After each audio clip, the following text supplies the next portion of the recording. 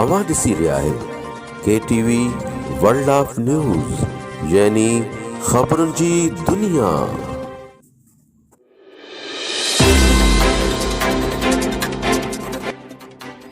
Cultural reporter शाहीन सिंधीअ जी report पेश आहे।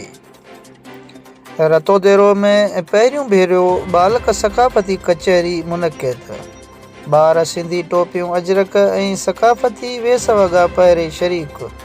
सिंधी सकाफ़त सां भरपूर मोहबत जो इज़हार। सकाफ़ती रंगनि जी बहार।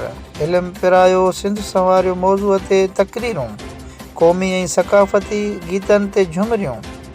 तफ़सील मुताबिक़ सुजाग बालक संगत रतोदेरो पारां सिंधी मीडिया जे ऐलानियल सकाफ़ती ॾींहं जे हवाले सां अल अब्बास अदबी मंज़िल ते बालक सकाफ़ती कचहरी मुनक़िद कई वई, जंहिं में शहर जे सुजाग ज़हन ॿारनि सिंधी टोपियूं अजरक ऐं सकाफ़ती वेस वॻा पहिरें शिरकत कई ऐं सिंध जे अज़ीम सकाफ़त सां पंहिंजी मासूम मोहबत जो इज़हार कयो।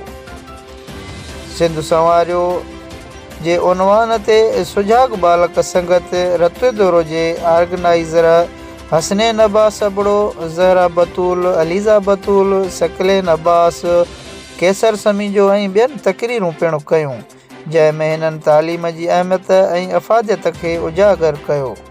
उन मौक़े ते मीडिया सां ॻाल्हाईंदे साकी अबड़ो चयो त असां वॾनि सां गॾु ॿार बि पंहिंजी सकाफ़त सां तमामु घणो प्यारु कनि था। ख़बरुनि जी दुनिया।